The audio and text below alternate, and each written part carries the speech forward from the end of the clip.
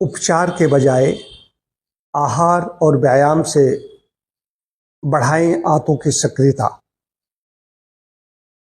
आंतों की निष्क्रियता सबसे बड़ा रोग है। जब बड़ी आंत मल निकालने में असमर्थ हो जाती है, मलक्रिया ठीक तरीके से संपन्न नहीं होती और ये दिनों महीनों नहीं वर्षों तक ऐसा चलता रहता है, तो तमाम प्रकार की समस्याएं जन्म लेती हैं। इसके लिए लोग चूर्ण खाते हैं, कोई टेबलेट खाते हैं, लैक्सेटिव चीज़ें लेते हैं, सिरप लेते हैं। तमाम लोग यहाँ पर आते हैं, ऐसे लोग आते हैं, आश्चर्य होता है। उन्हें आहार के बारे में जानकारी नहीं, और जानकारी जब होती है तो उनको विश्वास नहीं होता कि आहार से ही ठीक हो जाएगा।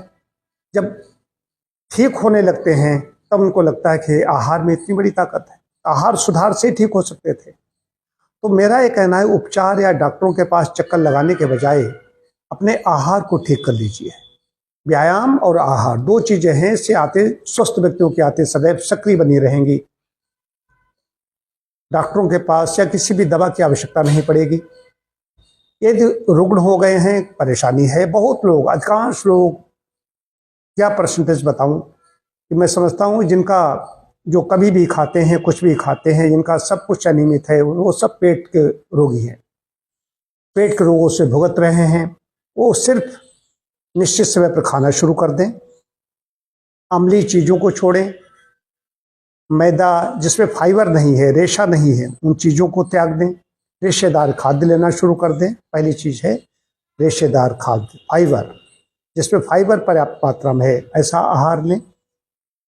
और व्यायाम, तो फाइबर किस में ज़्यादा है, जितनी फल सब्जियाँ। जब आंत बहुत दिनों तक, दिनों महीनों नहीं, बहुत समय तक, लंबे समय तक जब साफ नहीं होती, बल्कि ठीक तरीके से संपन्न नहीं होती, तब भूख भी, मंदाग्नि भी हो जाती है। और मंदाग्नि होते ही सर्वे रोगा अपि मंदाग्न हो, सारे रोगों का प्रारंभ कहाँ से होता है, मंदाग्नि से ही शुरू होता है। अग्निमंद हुई, तमाम प्रकार की समस्याएं आएंगी। तो मेरा ये कहना है, मैं अपने अनुभव के आधार पर बोल रहा हूँ, अध्ययन के आधार पर बोल रहा हूँ, आप नियमित भोजी बनिए। भोजन में फल सब्जियों की मात्रा बढ़ाइए। अनाज खाएंगे तो संपूर्ण, जैसे गेहूं है तो पूरा गेहूं का जितना होना चाहिए, चोकर भी उसका निकाला न जाए, भूसी निकाल करके फेंकी न जाए। दालें भी छिलका वाली खाए। सब्जियां जो कच्ची खाई जा सकती हैं उनको कच्चा खाएं, जो नहीं कच्ची खाई जा सकती उनको उबाल करके खाएं। छिलके की बहुत ज़्यादा परत अगर निकालनी हो, छिलने ही पड़े, जैसे बैगन है, इनको ऐसे खा सकते हैं। बैगन में वैसे बहुत ज़्यादा फाइबर है, ये विशेष रूप समझ लीजिए। बैगन है, कद्दुआ है, लौकी, जो भी परवल खाए। अब लौकी है तो यदि आपको लौकी ठीक मिल रही है तो लौकी बिना छीले ही खाइए। लौकी, कद्दुआ ऐसे ही खाए जा सकते हैं, बैगन को छीलने की आवश्यकता नहीं। लेकिन सब चीज़ों को छील करके निकाल देते हैं, ठीक नहीं। अब कहो उस पर रासायनिक चीज़ों का छिड़काव होता है तो उनको धो लीजिए अच्छी तरीके से। जिनको गैस की समस्या नहीं है तो पत्तेदार सब्जियां, पालक जैसी चीज़ों को आटे में गूंथ करके उसकी रोटी बनवाइए, तो फाइबर ज़्यादा मिलेगा, तत्व भी आपको मिलेंगे। ये फाइबर धीरे धीरे धीरे धीरे आंतों को साफ करने लगेगा। ज़्यादा तलना भुनना नहीं है।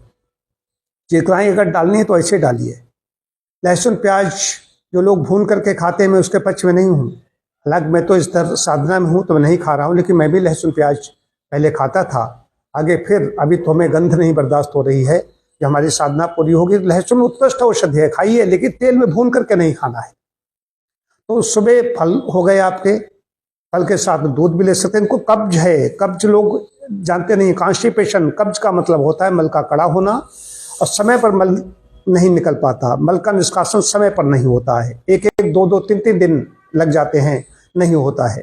और जब होता है तो बहुत ताकत लगानी पड़ती है। कई लोगों को पाइल्स की शिकायत हो जाती है, हार्निया की शिकायत हो जाती है। तो फल दूध सुबह हो गया, दोपहर में भोजन, रोटी सब्जी, सलाद हो गया। दाल लें तो मूंग की दाल जैसी चीज़ें ले सकते हैं छिलके की।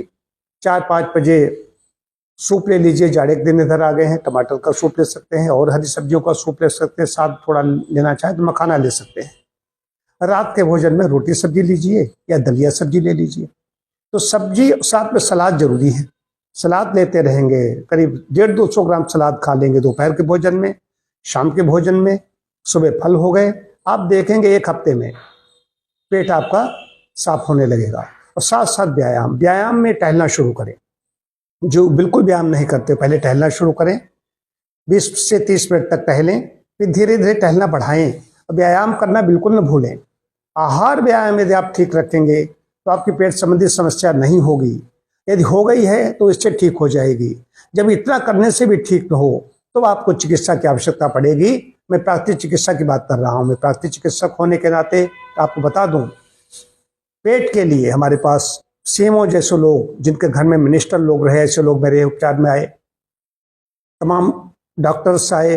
डॉक्टरों को इसलिए कह रहा हूँ, डॉक्टर स्वयं उसी चीज का ट्रीटमेंट देते हैं।